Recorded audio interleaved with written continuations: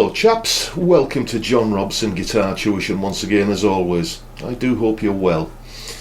Now then, today's video is the third and final one in the series about how I write and record a piece of music. The first video in this little series concerned the chord sequence, how to string chords together to come up with something that you're happy with. The second one was all about creating a backing track from that chord sequence with bass, drums, rhythm guitar and so on. And today we're going to be looking at the melody and lead guitar parts. But before we get into any of that, I want to say a massive heartfelt thank you very much to everyone who has donated to Guitars for Good Causes. If you're not sure what that is, it's a GoFundMe campaign that I've launched with two objectives. First of all, the videos that I upload, which seem to do the best, the ones that are the most popular, are the guitar reviews, and I want to be able to fund some more guitar reviews. So the funds that are raised through the Guitars for Good Causes campaign will be spent on buying guitars for me to review. But I don't keep the guitars. The guitars then get sold and the proceeds get donated to Zoe's Place, which is a charity in Middlesbrough that provides palliative, respite and end-of-life care to children under 5 with terminal illnesses. And you know, it's a win-win situation. You guys get to see more of the guitar review videos that you seem to like. I get to grow the channel a little bit by providing you with the videos that you seem to like, and a very, very worthy and deserving cause indeed gets some much needed contributions. The state of play at the moment is that there is more than enough in the pot to be able to go out and buy at least a couple of guitars. So as soon as I get the withdrawals procedure figured out, that's exactly what I'll be doing. I'll keep you posted. Anyway, on to the business of the day. Yes, we're going to look at the lead guitar and melody parts for this tune. Now then, the first thing I do when I want to write a melody is I put this thing down. Okay? I just don't think it's a good idea to write a melody on an instrument that you're familiar with. The fact is that you just know too many licks and riffs that are familiar, too many little noodly bits that you kind of fall into instinctively, and if you do that on every tune, then every tune is going to run the risk of sounding a little bit the same as the last one that you wrote. So what I do is I know the basic parameters of a melody. A melody is based around phrases, and those phrases should kind of act like a course of bricks in a brick wall. Here's what I mean. The bottom course of bricks are the bars where the chords live, and if you want to build a strong wall, you put the next course of bricks across the joins of that bottom course. And you do the same if you want to build a strong melody. If you start a phrase in the end of one bar and let it come into the beginning of the next bar, it just ties the whole thing together nicely. So that's the first parameter that I always try to ensure that I stick to writing a melody. The next one is that any of those phrases will be made up of long notes and short notes. The long notes simply have to be notes from the underlying chord that's happening at any given moment. So if you know how to do those two things, you can write a great melody. I've studied a lot of melodies, and this seems to be a common thing amongst all of the ones that I've looked at that are, you know, memorable and kind of stick with you. Then what I do is I fire up the DAW and go into the piano roll and just drag and drop notes around until I get something that I'm happy with, something that just makes me think, yeah, that's a strong melody. And that's exactly what I've done here. Here is the verse and chorus melodies for the tune that we're going to be putting together.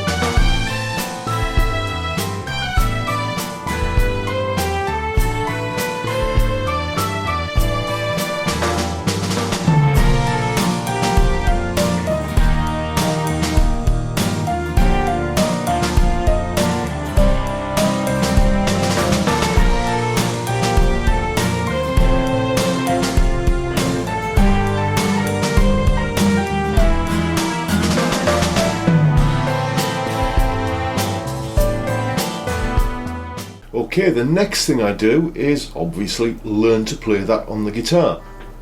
But I don't just learn it, I learn it until it's absolutely instinctive, that I don't have to think about it. We'll talk about why in a moment.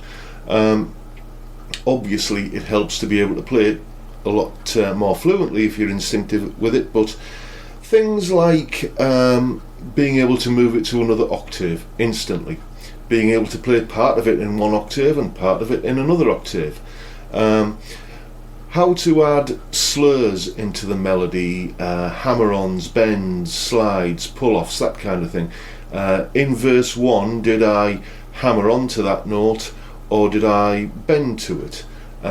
So I'll probably do it the opposite way around in verse 2, and so on. All of these kind of things are absolutely necessary for an instrumental piece, and the reason is because if it's a singer, if it's a song with a singer where there's lyrics, then the lyrics to verse 2 are going to be different to the lyrics to verse 1, and that provides some degree of variety for the listener. But if you don't have lyrics and you just play exactly the same melody in the same way each time the verse comes around or each time the chorus comes around, then it gets to be a little bit boring, frankly, and we don't want that. So coming up next, you'll see me playing verse 1 and verse 2 melodies. Verse 1 is, I think I played it down here like that, and then verse 2 I went up an octave. But notice how I use different slurring techniques. As I said, what was a hammer-on in verse 1 becomes a bend in verse 2, and what was a pull-off in verse 1 might be a slide in verse 2. All of those kind of things. And then by the time it gets to verse 3, you'll see that because I'm so familiar with the melody, I can begin to start jamming with it and improvising around it, again to create a little bit of variety. Anyway, here it is.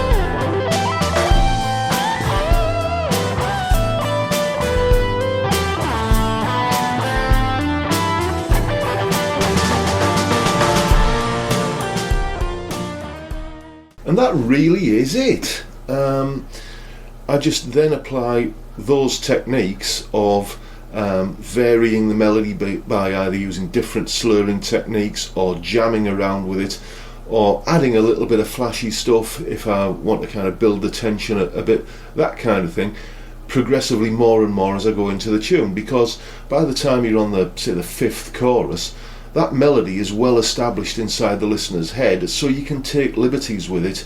In fact, you need to take liberties with it in order to keep the whole thing sounding interesting, and it will still seem familiar to the listener because they've got a strong reference point, having heard the melody several times already.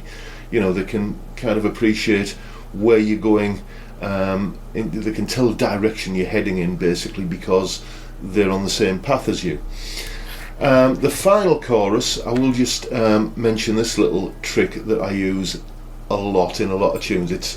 It's easy to overuse this one, but the final chorus, the main lead guitar part, is essentially just a solo. I'm just kind of improvising, jamming, basically. I'm not paying any attention to the chorus melody at all. but in the lower register I have the chorus melody being played on another guitar. So while I'm up here doing all of the you know,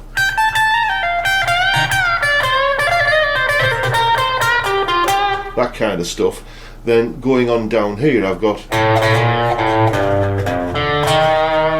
that kind of thing, the basic chorus melody. Just I basically double track it and pan it hard left and right, and it just makes the whole thing sound quite anthemic, really. It's something that you know, I like to use. It's a technique. I can't remember where I first learned it from. It'll probably crop up in one of those what I've learned from videos. There's another one of those coming up, by the way. Not saying too much, but if you're a fan of a certain Latino guitarist, then you're probably going to be wanting to check this one out. Anyway, yeah, so just basically develop it, jam around the melody, vary the way you're adding bends and hammer-ons and pull-offs and that sort of stuff, just to keep it fresh every time it comes around. And you end up with something that sounds like what you're going to hear shortly. The final thing I always do is any finished track, I always give a bit of a wash through the LANDR online mastering service. There's a link in the description box below. Basically it adds compression and EQ to your track and just makes it sound really produced and professional. Here's what I mean. Here's a short before and after clip.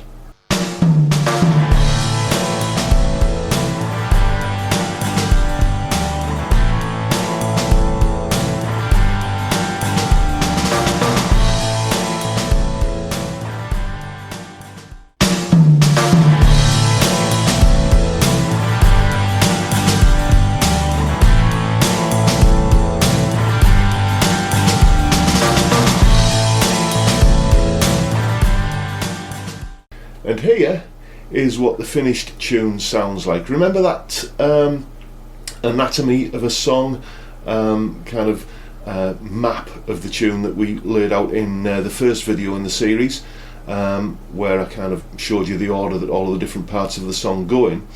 Well, we're going to go back to that and a little kind of short tag of explanation as we reach each one of the component parts of the song. You'll also see next to each part of the song a little volume control knob, which obviously goes up to 11, of course, that kind of shows roughly what's happening in terms of the song dynamics, where it's loud, where it's soft, all that kind of stuff.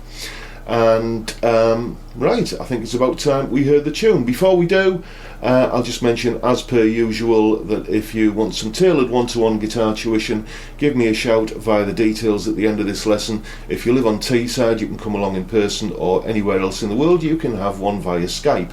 And please don't forget to check out the Guitars for Good Causes GoFundMe campaign. Again, the link is down below. And with that, I'll bid you all a good day and see you next time, folks. And ladies and gentlemen, boys and girls, please pray silence for, and there you have it. Bye for now.